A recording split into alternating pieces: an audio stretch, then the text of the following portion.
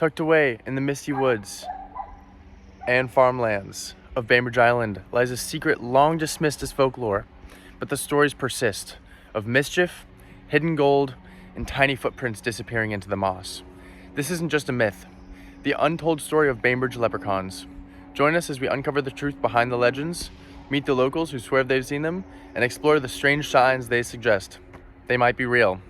Let's go find out. Hello, my name is Ari Osterwick, and I'm a engineer of many different trades on Bainbridge Island. I'm here to put a fork in these rumors about leprechauns. There's no freaking leprechauns. I mean, if there were leprechauns, if you reduced a man to 2 feet tall, they'd be able to jump over a 10-foot fence. There's just no way. It's not possible. So the other thing that really gets my gall is these hippy-dippy, lovey-dovey, ghost-believing people. It's not based in science. Have you met a leprechaun? You have not. So I'm just here to say that they're full of beeswax. All right, we just interviewed Ari Osterwick, and clearly he does not believe in leprechauns. He's an engineer. His career is based in science. I don't blame him.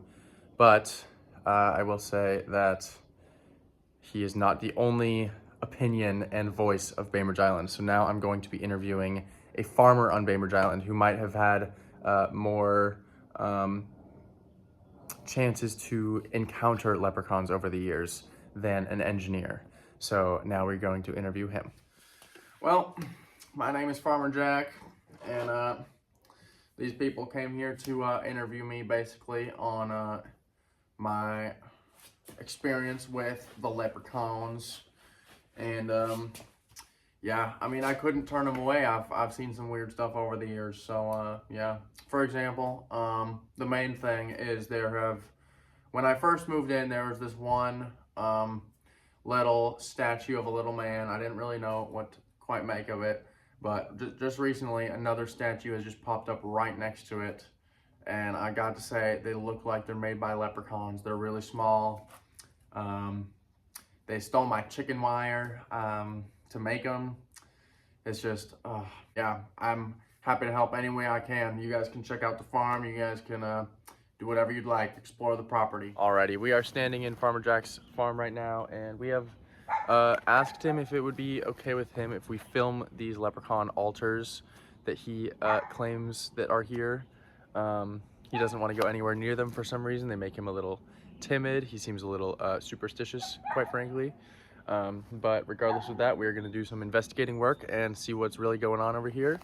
So let's go figure it out. He said to follow the fence of his farm just straight this way, and we'll see it at the end. So alrighty, after a few minutes of just searching the farm grounds, I have found what Farmer Jack was talking about, the leprechaun activity. It looks like we have a statue of a leprechaun made of chicken wire.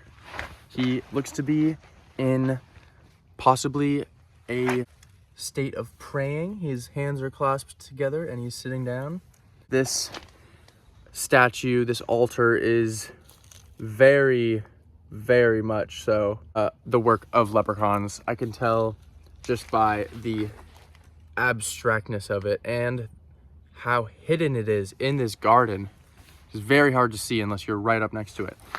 And that perfectly describes how leprechauns act. They want to stay hidden. They want to not be found. However, there's a second statue, and this one looks to be far newer. This statue looks like it has a fresh coat of paint on. It has some technology up here at the top. Looks like it makes it light up at night. So this could be evidence of more recent leprechauns. Usually when there's one leprechaun sighting, there are multiple sightings in the area. So I went ahead and just scanned the area, checked everything out, and look at what I found over here. Right behind me, that appears to be chicken wire, which was the main component of the 2 leprechaun altars that we just found. And if we take a closer look, it looks like we even have some water piping could be that they're living underground and they are getting their supply of water through this pipe. But not only that, but there also looks to be some nuts and bolts and pieces of metal that are used for construction just sitting here in the forest. I believe that this pile of logs used to resemble some sort of fortification for them. Looks like they're not currently here anymore, but it looks like they definitely used to be. I have just made a groundbreaking discovery. This has got to be the most solid piece of evidence for leprechauns on Bainbridge Island so far. I have found a mummified leprechaun. This is how they treated their dead. They wrap them in this type of material and they leave them with certain sacrificings, which I have also found, of metal and gold pieces. They have a light bulb to light their way after death, and they also have some soap, so they are clean. These three are central to leprechaun death ceremonies, and oh my gosh, I have never up close seen a fully mummified leprechaun. It looks like this was a full-grown adult around 3 feet tall. I don't want to touch it. I don't want to disrespect the dead, but oh my gosh, this is insane. This is irrefutable evidence of leprechaun activity on Bainbridge Island. After checking out Jack's property and what he had to share with us, we went over to the golf course where we had also heard some other reports of leprechaun activity. Alrighty, we're out here at the Meadowmere golf course. We're looking for some leprechaun tracks. We haven't seen anything yet. Right now we are going to the greens keeper to see if there have been any sightings or if anyone has reported anything. Yeah, so far I've heard 2 reports from people here golfing that they've seen a little green guy just running around. Sounds to me like a leprechaun. I'm gonna go figure it out. Hello, I'm the greenskeeper here on the Meadowmere Golf Course, and there has been some reports of some odd tracks down by the pond. Oh my, what the?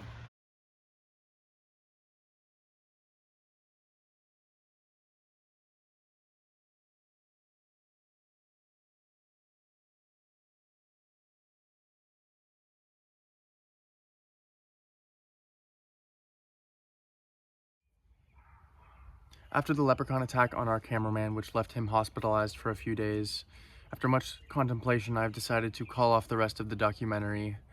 This is a species that obviously does not want to be disturbed. It seems that when you do inquire about them, conflict arises.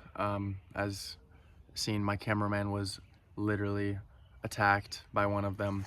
So for safety reasons, I have decided to call it off, but I think that we have determined that leprechauns are very much active on Bainbridge Island. To wrap things up, leprechauns do exist on Bainbridge Island at least. We have seen evidence of altars and shrines they have created. We have seen evidence of their burial ceremonies, and we have even got live footage of a real-life leprechaun. With confidence, I can say Bainbridge Island leprechauns are active on the island. They operate in secrecy, and they do not like to be inquired about. With this, I'm ending the documentary of leprechauns on Bainbridge Island. They do exist, but be wary. They want to be left alone.